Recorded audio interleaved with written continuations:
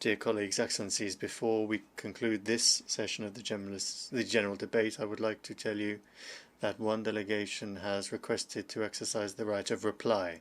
I would like to remind members that statements made in exercise of the right of reply are limited to 10 minutes for the first intervention and 5 minutes for the second intervention, and that delegations must take the floor from their seats.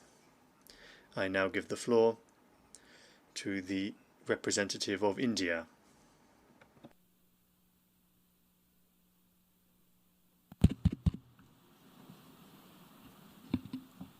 Mr. President, we exercise our right of reply to one more attempt by the leader of Pakistan to tarnish the image of this august forum by bringing in matters internal to my country and going so far as to spew falsehoods on the world stage.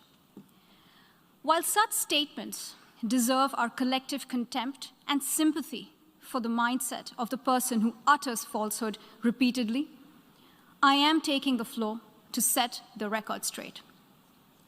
Regrettably, this is not the first time the leader of Pakistan has misused platforms provided by the UN to propagate false and malicious propaganda against my country, and seeking in vain to divert the world's attention from the sad state of his country, where terrorists enjoy free pass while the lives of ordinary people, especially those belonging to the minority communities, are turned upside down.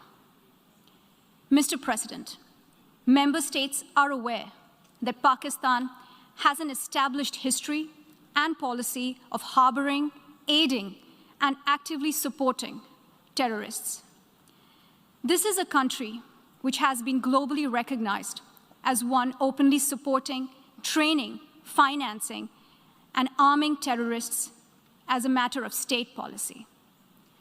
It holds the ignoble record of hosting the largest number of terrorists proscribed by the UN Security Council.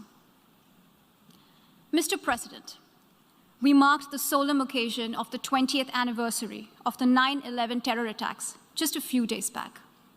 The world has not forgotten that the mastermind behind that dastardly event, Osama bin Laden, got shelter in Pakistan. Pakistan leadership continues to glorify him as a martyr. Regrettably, even today, we heard the leader of Pakistan trying to justify acts of terror. Such defense of terrorism is unacceptable in the modern world.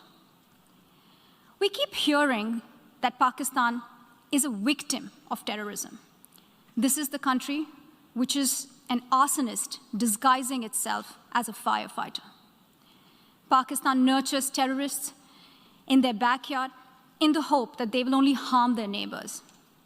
Our region, in fact, the entire world, has suffered because of their policies. On the other hand, they are trying to cover up sectarian violence in their country as acts of terror.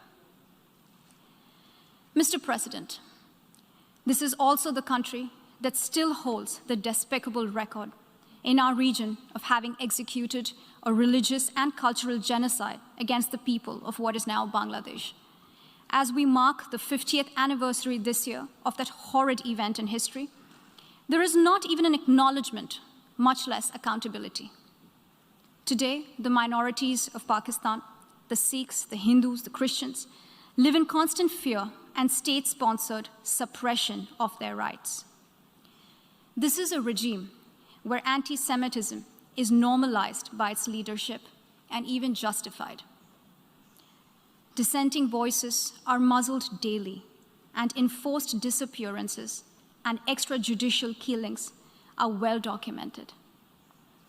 Mr. President, unlike Pakistan, India is a pluralistic democracy with a substantial population of minorities who have gone on to hold highest offices in the country, including as President, Prime Minister, Chief Justices, and Chiefs of Army Staff. India is also a country with a free media and an independent judiciary that keeps a watch and protects our Constitution. Pluralism is a concept which is very difficult to understand for Pakistan, which constitutionally prohibits its minorities from aspiring for high offices of the state.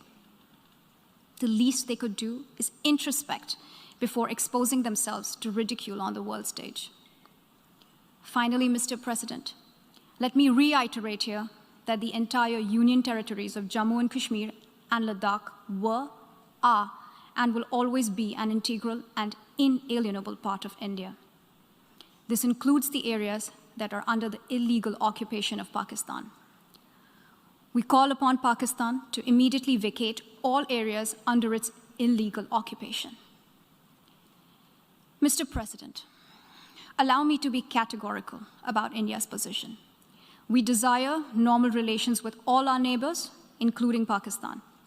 However, it is for Pakistan to work sincerely towards creating a conducive atmosphere, including by taking credible, verifiable, and irreversible actions to not allow any territory under its control to be used for cross-border terrorism against India in any manner.